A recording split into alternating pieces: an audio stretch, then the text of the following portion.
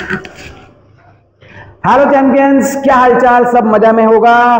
तो चलिए आज हम लोग फिर से एक बार इन्वेंट्री वैल्यूएशन का एक स्टार्टिंग इन्वेंट्री वैल्यूएशन का जो हम लोग स्टेटमेंट वाइज क्वेश्चन प्रिपरेशन कर रहे हैं अपने एग्जाम्स के लिए, वो इन्वेंट्री वैल्यूएशन में जो स्टेटमेंट बनाया जाता है उसके ऊपर एक और छोटा सा प्रॉब्लम लेकर आया हूं। स्टेटमेंट के हिसाब से जो हम लोग इन्वेंट्री का कैलकुलेशन करते हैं, छोटा चैप्टर है लेकिन खोटा चैप्टर आपके एग्जाम में आ जाता है, तो कभी कभी आपको परेशान हो जाता है। लेकिन याद करिए परेशानी की कोई बात नहीं है इसमें। मैंने पहले भी बोला था परेशानी की कोई बात नहीं है भाई, हमारा इग्नोरेंस होता है। कभी कभी क्लोजिंग स्टॉक हम लोग 31 मार्च के नाइट को नहीं ले पाते हैं, तो क्या हुआ, बैलेंस शीट हमें उस दिन बनाना है, तो क्या हुआ, बैलेंस शीट उस दिन हम नहीं बना पाए।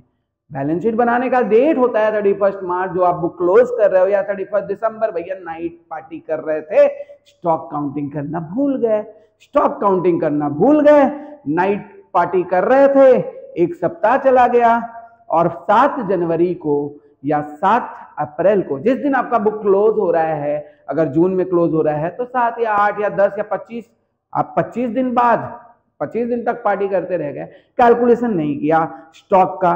तो स्टॉक का कैलकुलेशन करने के लिए उस दिन को आपको बैठना होता है, थोड़ा मेहनत होता है भाई। देखोगे आप, कभी भी आप सोचोगे कि हमको अपने सब चीज सजाकर उसका वैल्यूएशन करना है, थोड़ा सा तो अस्कत आता ही है, थोड़ा सा तो आलस्य मन में जगता ही है। ये अकाउंटेंट, ये बिजनेसमैन, सबको थोड़ा सा डिले हो जाता है। तो उस 31 मार्च को या 31 दिसंबर को हम स्टॉक काउंटिंग नहीं कर पाते हैं, तो सीधा सा बात है, जब स्टॉक काउंटिंग नहीं कर पाओगे तो थोड़ी है, आंख बंद कर लेने से थोड़ी होगा कि रात होगा ही नहीं या दिन रात में बदल जाएगा।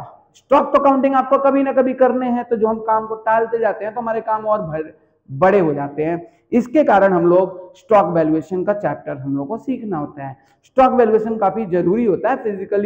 फिजिकली वो गुड्स आपके पास है जिसने आपने परचेज किया है, या फिजिकली वो गुड्स पूरी तरह से डिलीवर्ड हो चुका है जिसको आपने सेल किया है, मैटर रखता है आपका वैल्यूएशन ऑफ क्लोजिंग स्टॉक के लिए।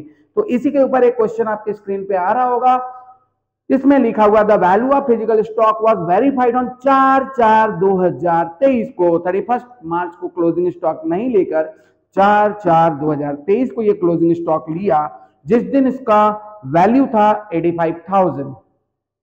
Determine the value of closing stock as on 31st March 2023 for balance sheet purpose, क्योंकि बैलेंस शीट बनाने तो हैं इनको। Given that following transactions took place between 1/4/23 to 4/4/23, 1/4/23 से लेकर 4/4/23 के बीच में जो ट्रांजेक्शन हो चुके हैं ना, उसको कंसिडर्ड करते हुए आपको क्लोजिंग स्टॉक का वैल्यूएशन निकालना है 31 मार्च 2023 को। इसको क्लोजिंग स्टॉक का वैल्यू निकालना था, लेकिन ये गलती ये कर दिया, ये क्लोजिंग स्टॉक का वैल्यूएशन किया 4 अप्रैल 2023 को।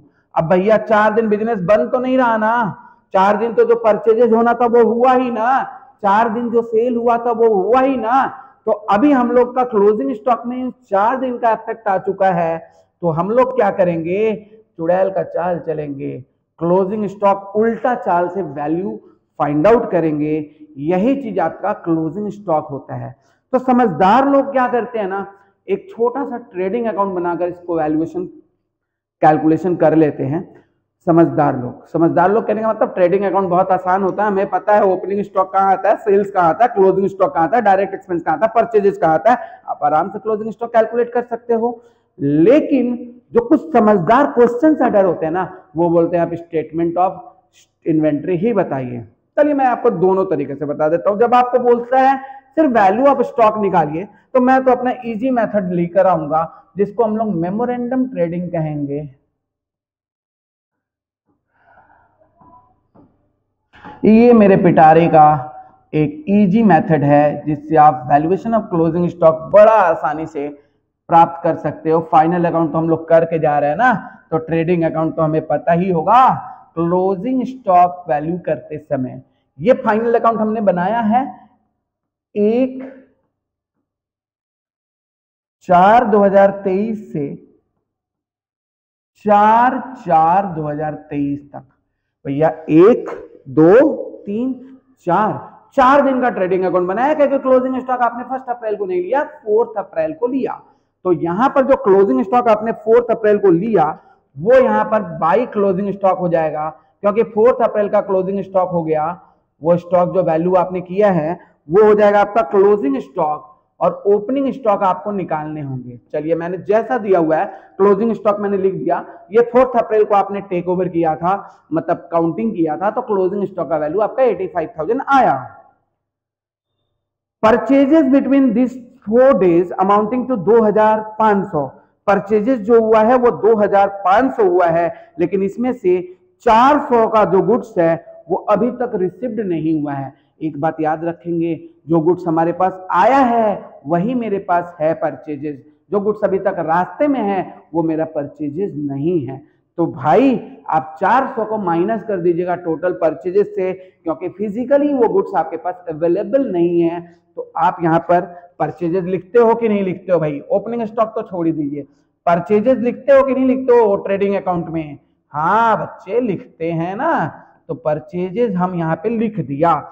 परचेजेस का वैल्यू कितना था? 2,500। लेकिन चाचा जी 400 तो अभी रिसीव्ड नहीं हुआ ना।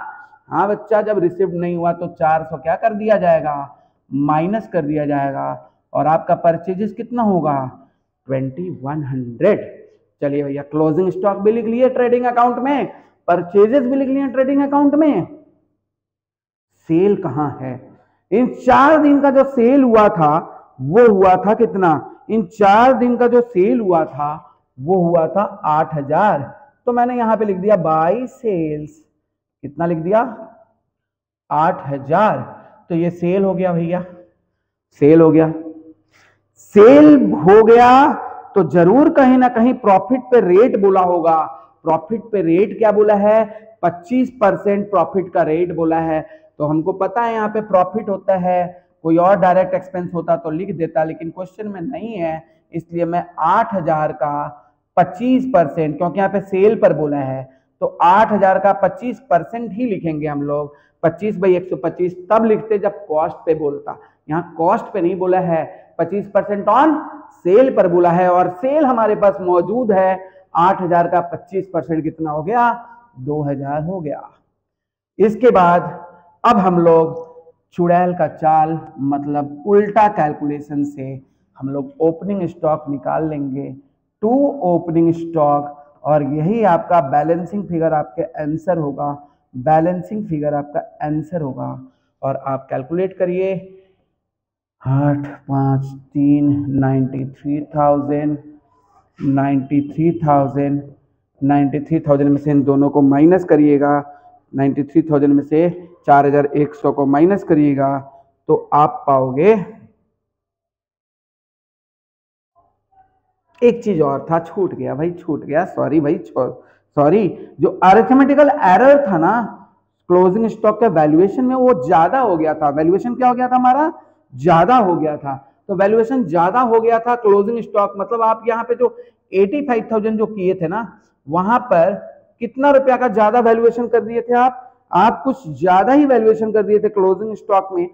700 रुपया का ज्यादा वैल्यूएशन कर दिए थे। आप चाहो तो इसको डेबिट में भी लिख सकते हो, ओवर वैल्यूएशन ऑफ स्टॉक। अगर आपने यहाँ पे कैलकुलेशन कर दिया है तो आप इसको काम करिए डेबिट में लिख दीजिए। तो हम लोग यहाँ पे डेबिट में लिख देते हैं to arithmetical error. Arithmetical error जो किया है 700 रुपया का, वो 700 रुपया भी यहाँ पे घटा देंगे, और तब आपका क्लोजिंग स्टॉक जो होगा वो आप कैलकुलेट करेंगे फटाफट। क्लोजिंग स्टॉक कहाँ है भाई? क्लोजिंग स्टॉक आप कैलकुलेट करोगे। क्लोजिंग स्टॉक आप कैलकुलेट किए, क्लोजिंग स्टॉक आप कैलकुलेट किए 8,000 प्लस 85,000 माइनस 2,100 माइनस 700 माइनस 2,000, 88,200 आपका क्लोजिंग स्टॉक आ गया।